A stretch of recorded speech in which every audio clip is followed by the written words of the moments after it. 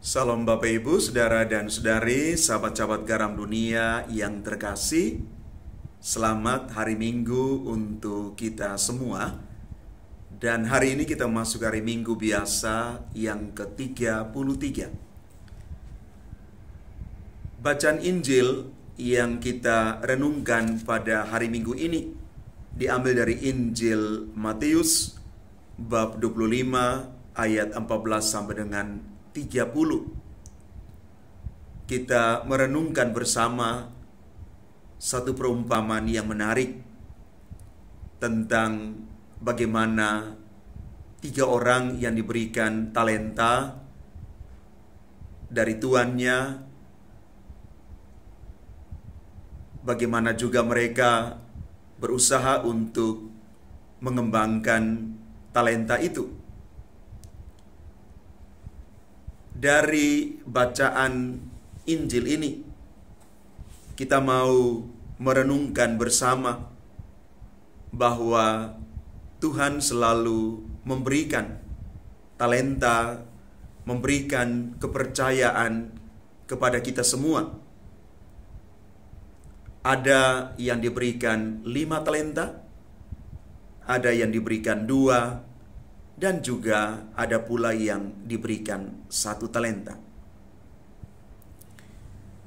Yang mendapat 5 dan 2 talenta, mereka pergi dan mengembangkan, mengusahakan talenta itu untuk bertambah. Tetapi hamba yang satu yang mendapat 1 talenta ini, dia tidak mengembangkan talenta itu, tetapi pergi menguburkan talenta itu yang dimiliki, yang dipercayakan kepadanya dalam tanah.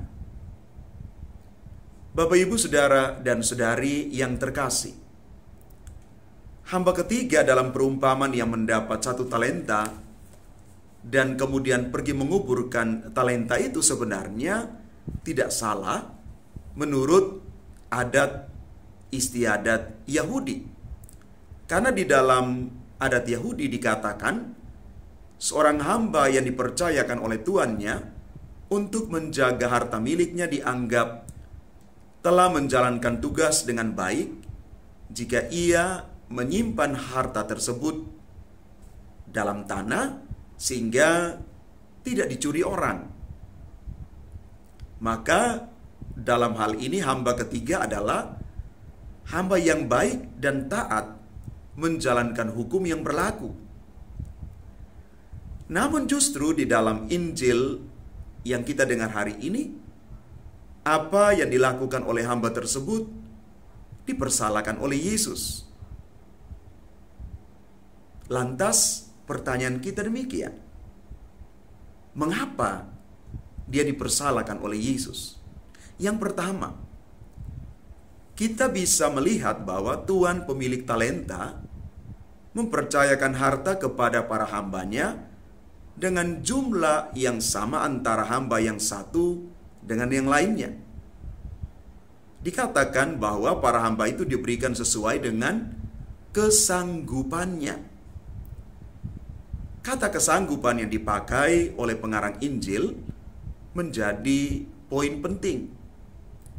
Karena dengan hal tersebut ingin dikatakan bahwa Tuhan pemilik talenta sudah tahu dengan baik kemampuan dari masing-masing hambanya. Artinya bahwa Tuhan pemilik talenta tersebut tidak hanya menuntut lebih dari apa yang sanggup dijalankan oleh para hambanya.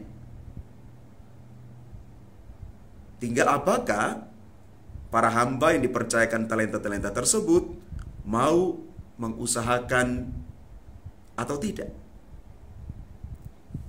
Yang kedua, jika kita cukup teliti dalam mendengarkan sabda Tuhan, apa yang dikatakan oleh Tuhan pemilik talenta tersebut ketika menegur hamba yang ketiga. Ia mengatakan begini, "Hai engkau hamba yang jahat dan malas." Dari sini kita mengetahui bahwa hamba itu dihukum bukan hanya karena tidak mampu mengembangkan talenta yang dipercayakan kepadanya, tetapi juga karena telah berlaku jahat dan malas. Ia dianggap jahat karena menjadikan alasan menaati hukum sebagai jalan untuk melepaskan diri dari tanggung jawab yang diberikan oleh tuannya. Karena malas, maka hamba tersebut mencari alasan demi ketaatan kepada hukum. Oleh sebab itu, ia dihukum oleh tuannya.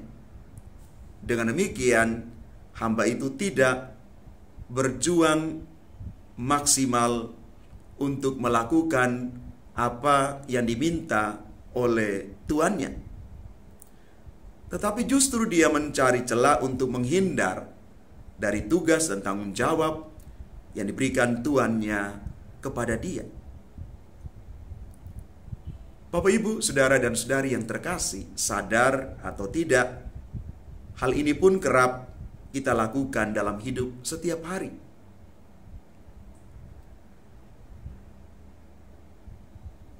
Di akhir perumpamaan ini, Yesus juga ingin menjawab pertanyaan, apa yang harus dilakukan untuk bisa mendapat kehidupan kekal? Kita diminta untuk memiliki kesetiaan dalam menjalankan perkara-perkara kecil yang dipercayakan kepada kita semua. Setialah pada hal-hal kecil, maka kita akan dipercayakan perkara-perkara yang besar. Kalau kita sudah setia, tekun, komitmen dengan hal-hal yang kecil, otomatis hal-hal yang besar juga bisa kita lakukan. Tapi sebaliknya, kalau hal-hal kecil kita tidak bisa melakukan dengan baik, otomatis hal-hal yang besar pun tidak bisa kita lakukan. Dengan kata lain, Bapak Ibu, kita akan diadili oleh kesetiaan dalam menjalankan tugas yang dipercayakan kepada kita semua. Mari Bapak, Ibu, saudara dan saudari yang terkasih, dengan talenta, bakat, kemampuan yang Tuhan sudah percayakan kepada kita, kita gunakan semaksimal mungkin untuk mendatangkan berkat bagi kita, juga berkat bagi orang lain, dan kemuliaan nama Tuhan yang semakin besar. Tuhan memberkati kita sekalian. Amin.